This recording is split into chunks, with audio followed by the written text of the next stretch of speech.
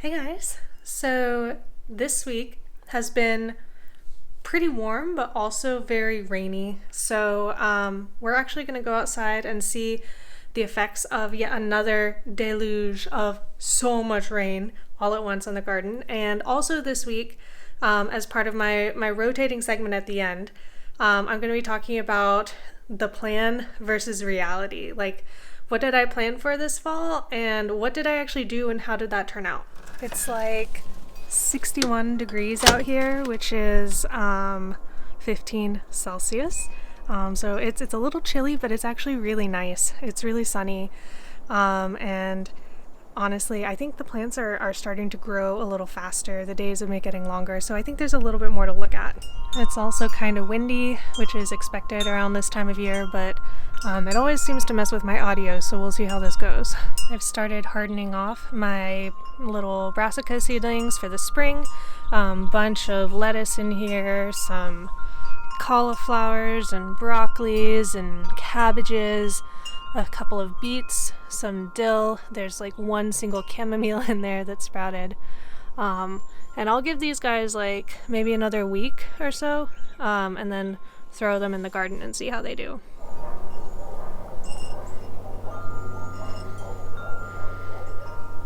So yesterday we got about 3.5 inches of rain. It was yesterday night as well, but that's a lot of rain to get all at once. And I always sit and look out my window at the swale to see how it's doing. And I can show you the little video that I took. A lot of water coming in all at once like that. You know, it's hard to dig a swale deep enough to stop all of it, but I think I definitely mitigated the damage quite a bit. You can see there's still quite a bit going across the garden. But something interesting I noticed is these logs right here, I had them exactly straight previously, and now they are crooked, which means that the water got high enough and the logs were light enough to actually float and get scooted around a little bit. So I think that's very interesting. And the swale filling with water is kind of exactly why these guys are in here.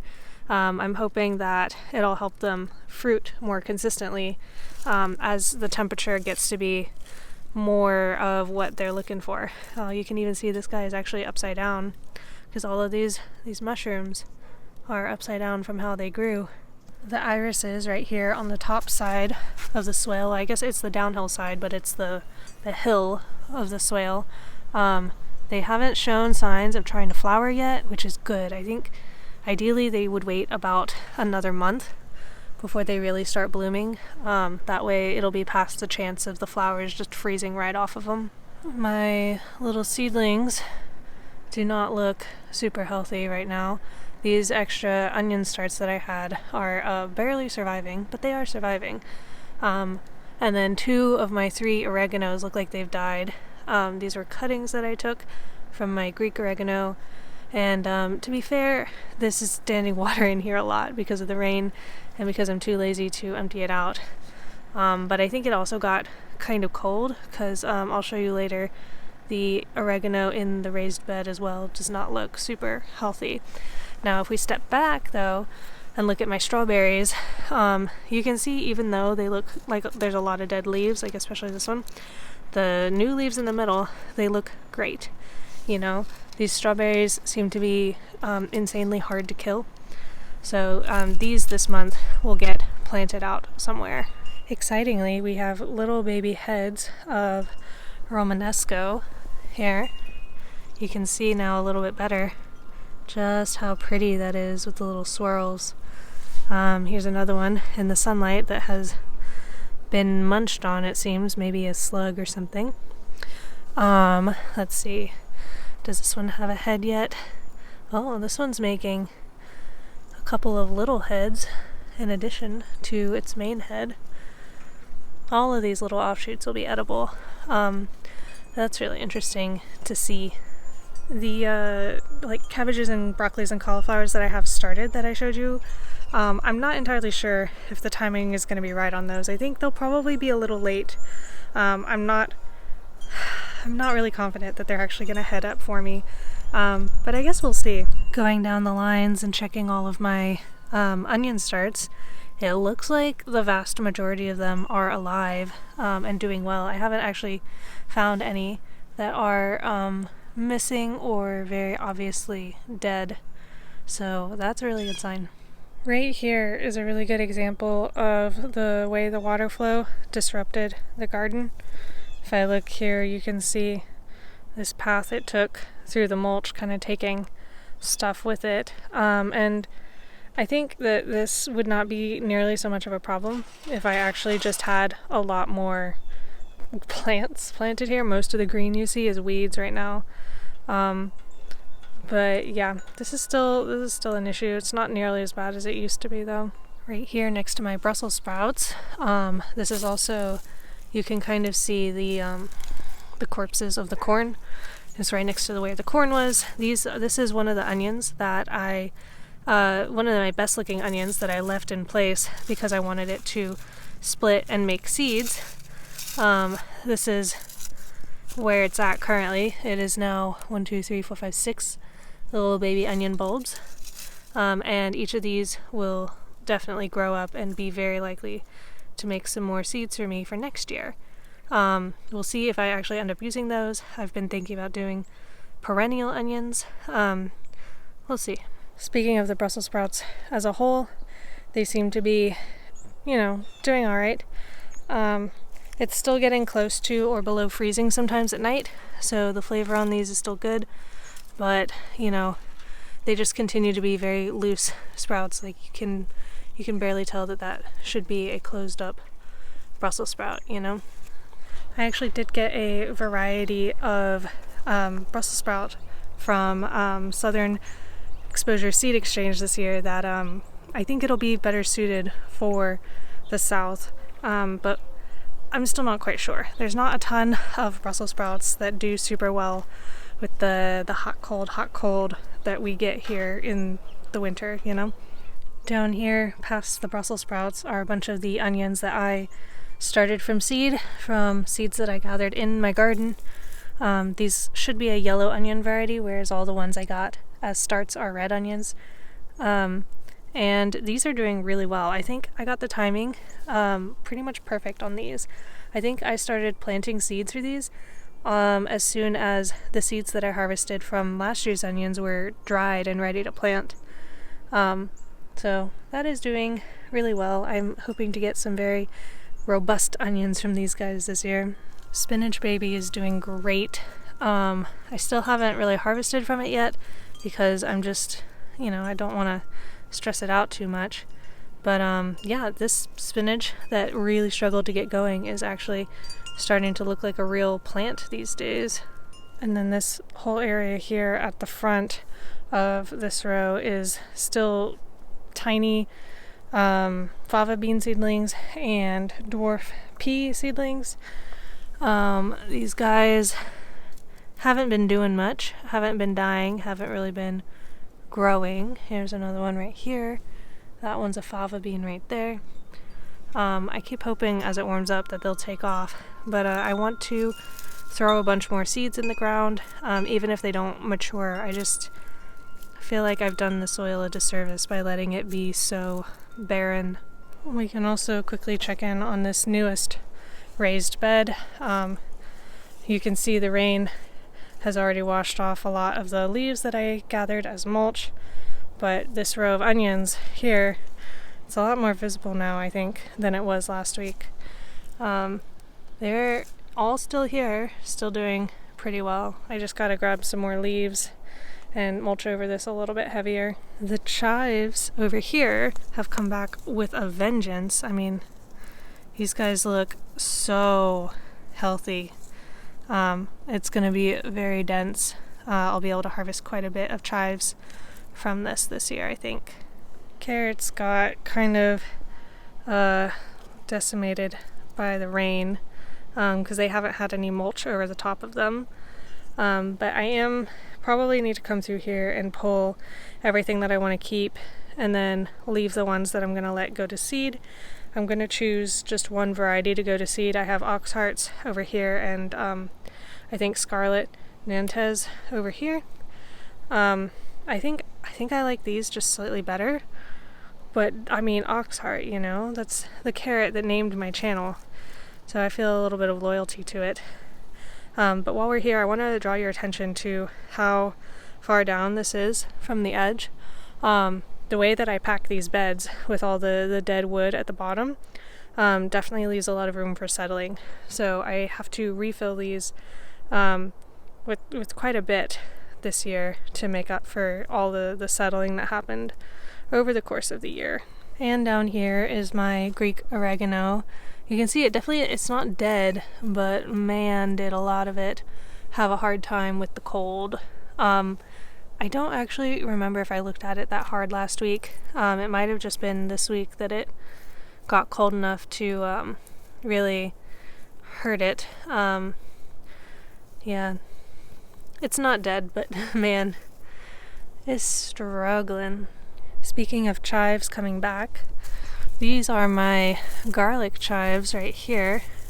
And you can see they're a little flimsier looking, but definitely green coming back. And interesting to compare that right here is an actual clove of garlic that I planted. This is a lot more robust feeling, like the leaves feel thicker and these leaves feel kind of delicate. Strawberries also, like you can see the color change in a lot of them, but by and large mostly still green. These guys they're having a good time. They are doing a good job of being ground cover. There's another onion that I stuck in here because I ran out of room for onions. I picked too many. Yeah, these guys, I cannot wait to see all the fruit that I get this spring. I think it's going to be absolutely bonkers. I'm still waiting to do anything with these berry bushes. What I'm looking for is for signs of the buds coming out on these canes, because that is going to tell me which canes are actually going to fruit and which ones have already fruited twice and are dead. So once we can see that pretty clearly, then I'll start clipping back the dead ones, and I will redo this entire trellis to be a little bit more berry friendly. And that will leave me actually with a free cattle panel, which I got to decide where I'm gonna put that. We haven't talked about these mints in pots in a while, mostly because they've looked dead, but I've noticed they're starting to come back, doing pretty darn well. And what I've been doing is coming through here and actually lifting and replacing these pots, because that'll keep roots from forming from the mint and going out and down and coming back up in the yard. This licorice mint, I decided I didn't really want to have another one, but it is again coming back, and it's kind of purple and pretty, but I got to figure out what I'm going to do with this to compost it without it like rerooting somewhere and taking over. Alright, I think that's pretty much everything interesting to see out here. Let's go inside and talk plans versus reality. So here I have what I planned to do for the fall. I planned to have 5 or 6 mature Brussels sprout plants. Obviously that number is way higher. I think I have like 10 or so, and that's actually if they were all producing like nice tight little Brussels sprouts, like I think that would still be barely enough for me. I love Brussels sprouts. So actually I think I'm gonna up that number to like 12 to 15 mature Brussels sprouts plants, just for my own eating next year.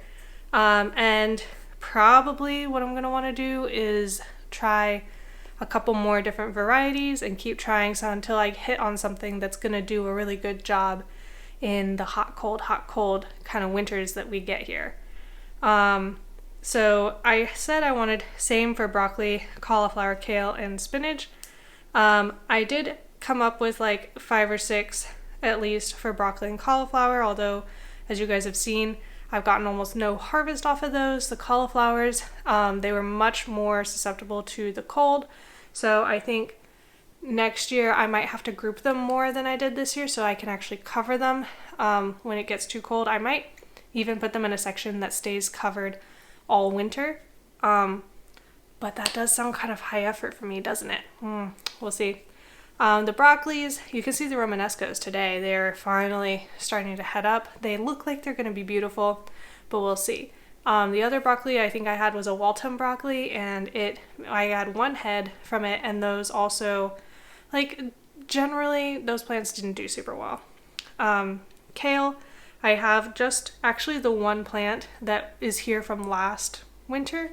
It over summered and is again producing nice leaves for me this winter. I don't have any other kale. I wish I did. Same with spinach. I have one that came up. I did try direct seeding those because I've read that they don't like to be transplanted. And I just had a hard time getting them to come up. But then again, y'all know me. It's not like I took care of these seeds. I let the sky water them and I hoped for the best. And these, it looks like I started them end of June. So I think that timing is good. I might even go just slightly earlier because I do want maturing Brussels sprouts right as the frost comes. And I think I was like about 2 weeks to 4 weeks behind on that. So maybe beginning of June this year, I'll be planting all of that stuff indoors.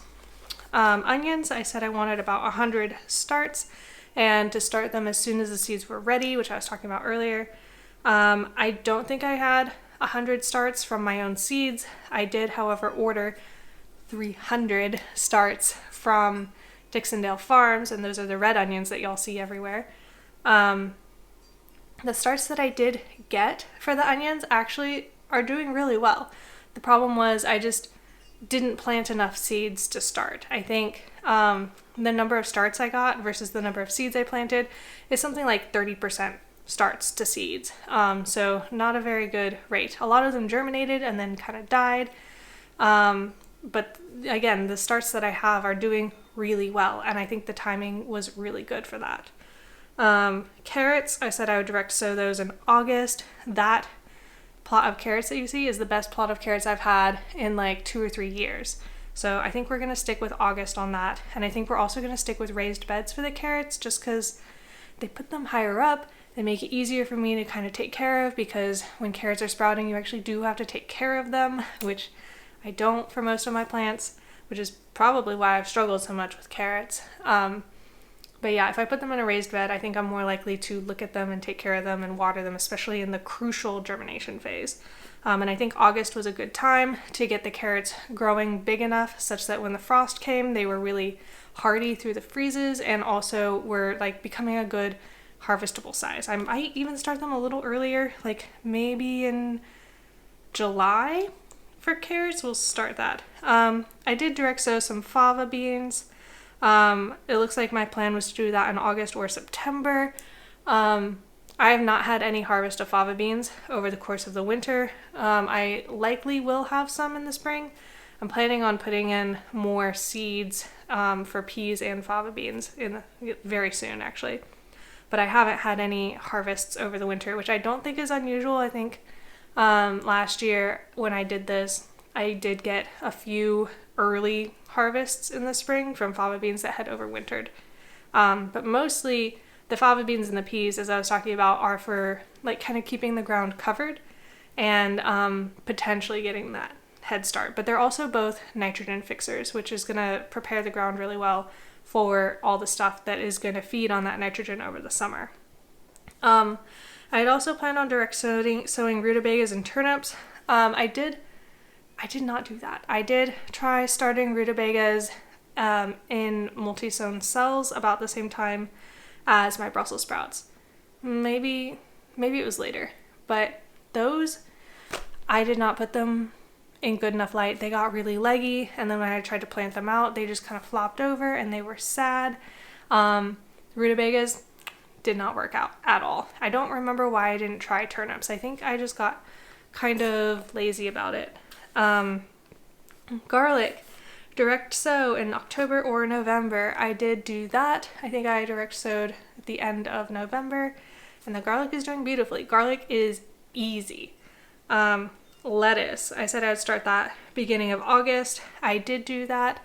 I planted some out. I had a few good harvests, but I think I need more lettuce than I had because by the time I was planting those out, they were not very big and they didn't have time to get big before it started getting cold and dark, and they just stopped growing really. And that was even before it got cold enough to wilt a lot of my lettuces. So I think I would double or even triple the number of lettuces that I put out, and then also try and have them put out a little bit earlier. So starting beginning of August, I guess I'll be starting those end of July then, to give them just at least a couple of extra weeks. Alright guys, that is all I have for you today. Thank you guys so much for watching, and until next time, I wish you all happy gardening.